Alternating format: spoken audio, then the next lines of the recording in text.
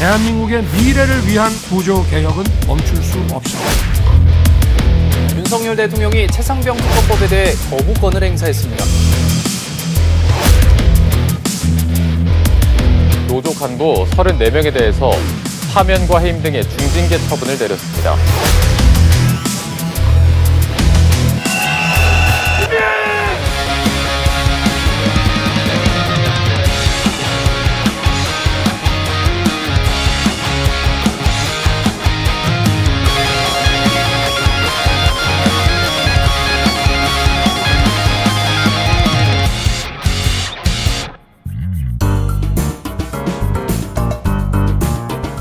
Turn if you want to. The lady's not for turning. 자본주의를 지배했던 규제 없는 무한 경쟁 체제, 신자유주의는 세계적 불평등과 양극화, 더 큰 갈등이라는 어두운 그림자만을 남긴 채 끝났다.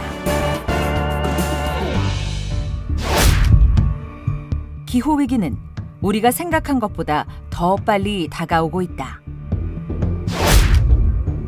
코로나처럼 언제 어떤 죽음의 바이러스가 세계를 덮칠지 모른다.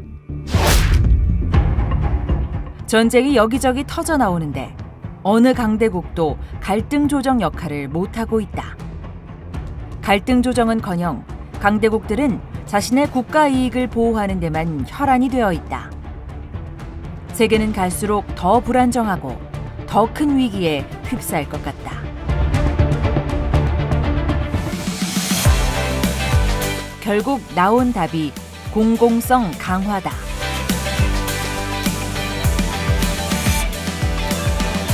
시장화, 민영화되었던 서비스들이 다시 재공영화되고 있다.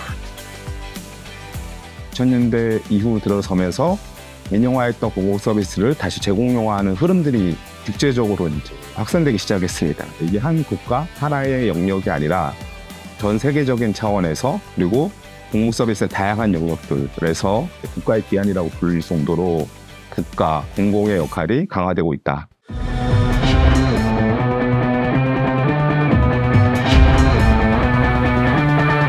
세제 지원, 규제 혁신을 통해 기업이 성장하면 기업과 근로자 모두가 윈윈하는 것입니다. 올해 활력 있는 민생경제랍시고 발표한 경제정책도 재벌 규제 완화와 감세로 가득하다.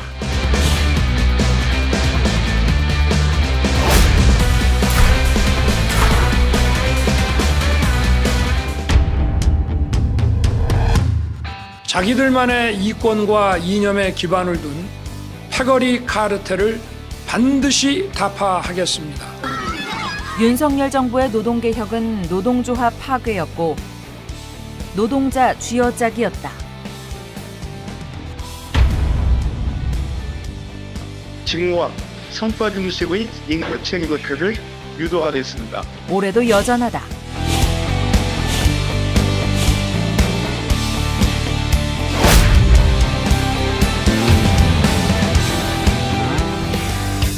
우리 경제의 체질을 민간 주도 성장으로 바꾸는데 집중해 왔습니다. 앞으로도 힘을 모아 민간이 주도하는 경제 성장의 추세를 잘 유지한다면 궁극적으로는 공공서비스의 시장화, 민영화의 길을 열고 강화하고 있다.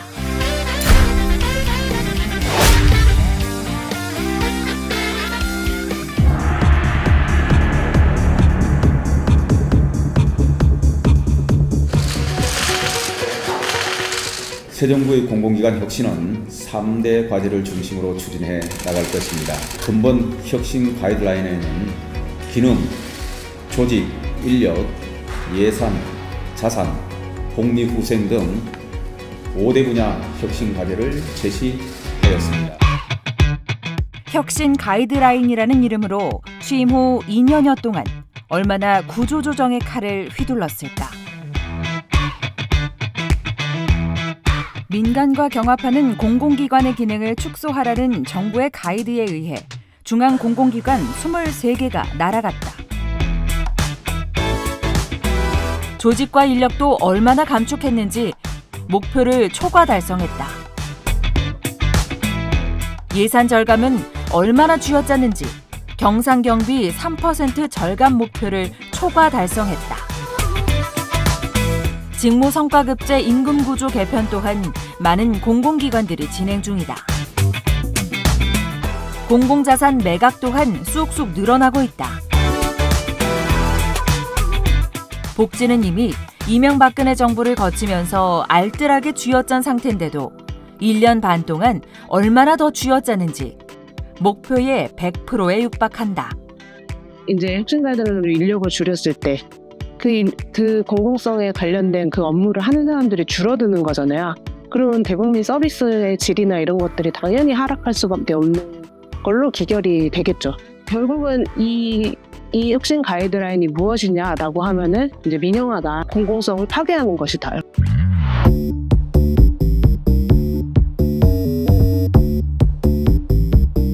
끝내는 임금이 하락하게 되고 승진 경쟁에 시달리게 되고 직종 갈등은 격화되고 노동 강도는 강화되고 노조는 종이 호랑이가 될 것이 뻔한 직무 성과급제. 노동자라면 누가 좋아하겠는가?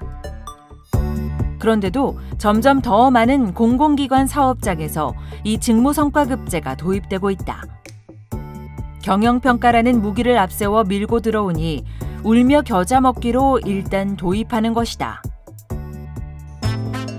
그런데 여기에 큰 함정이 있다.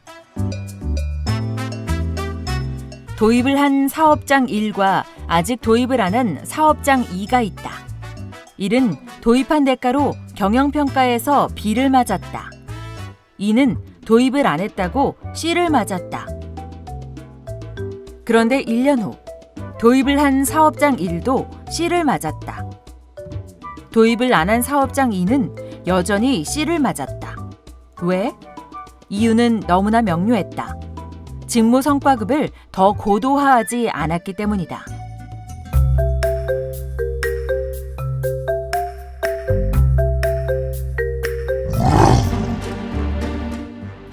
옛 이야기 떡 하나 주면 안 잡아먹지와 완전 똑같다. 일단 직무성과급제를 한번 시작하면 더 고도화하라는 요구가 계속되고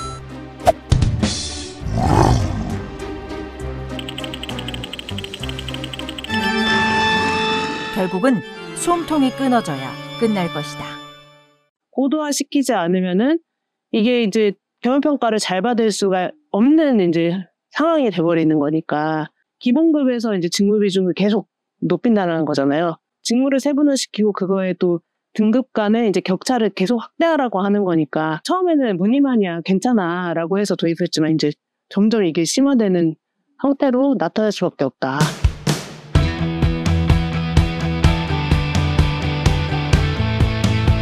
애초에 이런 일들이 못 일어나게 할 수 있는 길은 정녕 없을까? 아니 적어도 사전에 노동자들이 뭔가 개입할 수 있는 여지는 없는 것일까? 늘 정부의 모든 계획이 끝난 다음에야 노동자는 생존을 위해 머리 박고 싸우는 길밖에 없는 것일까? 그럴 리가. 공공기관과 공공기관 노동자들의 운명을 결정하는 공공기관 운영위원회가 바로 지금처럼 운영되지 않으면 된다. 노동자 대표가 없고 운영위원들이 기재부 장관의 거수기나 다름없고 중요한 나라 일을 너무나 졸속으로 결정한다. 안건이 미리 공개가 안 된다든지 회의의 결과를 제때 공개 안 한다든지 안건 하나 결정하는데 불과 몇 분 만에 결정해버리고 엄청난 사안임에도 불구하고 운영위원회라 해서 회의라 하면은 어떤 안건이 나왔을 때 그것을 뭐 찬성이 되기도 하고 반대가 되기도 하고 이럴 거 아닙니까? 토론을 통해 가지고. 그런데 거의 뭐 97%, 95% 가까이 그냥 원안 통과되는 비율이 너무 높다. 더 나아가 이 공공기관 운영위원회의 구성, 운영, 기능 등을 아예 법제화해야 한다. 그래야 설사 정부가 바뀌더라도 원칙이 지켜질 것이다. 더 중요하게는 공공기관 운영위원회에서 다루는 문제들이 단지 공공기관이나 그 노동자들만의 문제가 아니다. 공공성을 심각하게 파괴하는 자산 매각이라든지 기능 조정 이런 것들은 오히려 좀 국회 동의 절차를 거치는 등의 어떤 제약을 가해서 함부로 공공기관 운영위에서 모든 것을 결정하지 못하도록 개정해야 된다 이렇게 보고 있습니다.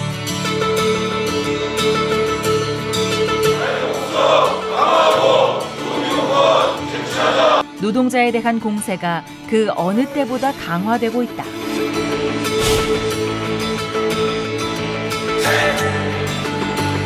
이제 노동자가 선별적 대응을 하지 않고는 어떤 작은 승리도 힘들어지고 있다.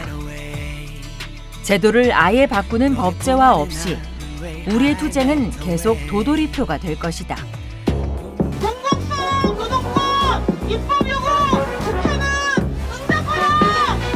공동으로 요구하고 공동으로 투쟁하고 그 성과를 법에다 땅땅 박아내는 것.